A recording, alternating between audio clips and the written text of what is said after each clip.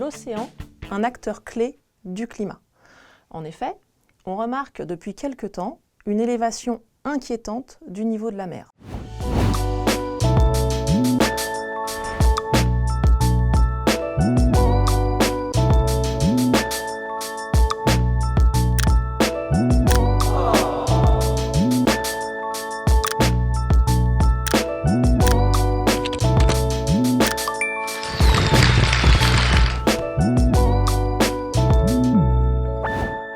C'est-à-dire qu'entre 1940 et 2010, pour donner un ordre d'idée, le niveau marin moyen a augmenté de 15 cm suite à un réchauffement de la surface des océans de 0,4 degrés.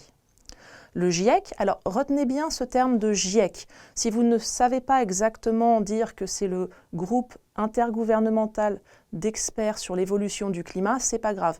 Mais retenez bien qu'il existe le GIEC, qui est une organisation qui existe depuis les années 80 et qui expertise les évolutions climatiques.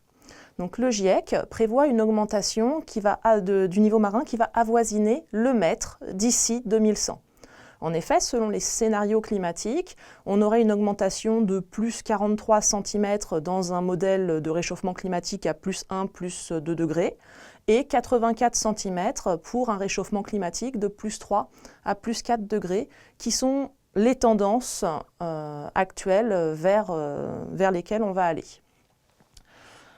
Cet océan a un rôle amortisseur, c'est-à-dire qu'il va absorber l'excès d'énergie reçu par la Terre. Souvenez-vous de cette notion très importante de forçage radiatif. Le forçage radiatif, c'est l'énergie reçue par la Terre moins l'énergie qu'elle réémet. Quand ce forçage radiatif est positif, la Terre reçoit plus d'énergie qu'elle n'en réémet et la température augmente. Pour l'océan, pour augmenter sa température de 1 degré, il faut 4 fois plus d'énergie que dans l'air. C'est ce que l'on appelle une forte inertie thermique. Cette forte inertie fait que l'océan va stocker à peu près 90% de l'augmentation de ce forçage radiatif.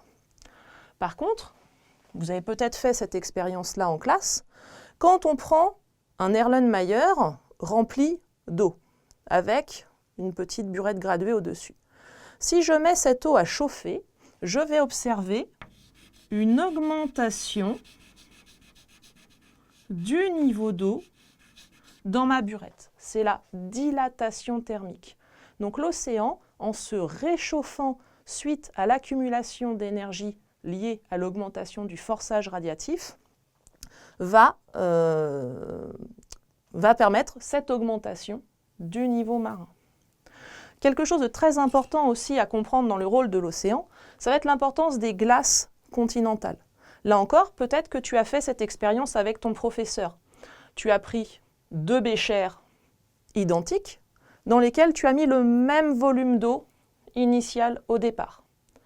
Tu as pris 2 blocs de glace, par exemple 2 glaçons, qui sont identiques, même masse. Un que tu as mis directement dans l'eau pour simuler la banquise par exemple, et un que tu as mis par exemple, ici je l'ai mis sur un bloc de granit, mais tu peux le mettre sur tout autre support pour modéliser les glaces continentales. Après un certain temps, tu remarques que le niveau d'eau dans le bécher est plus important suite à la fonte du glaçon qui modélise les glaces continentales que sur celui qui était directement dans l'eau.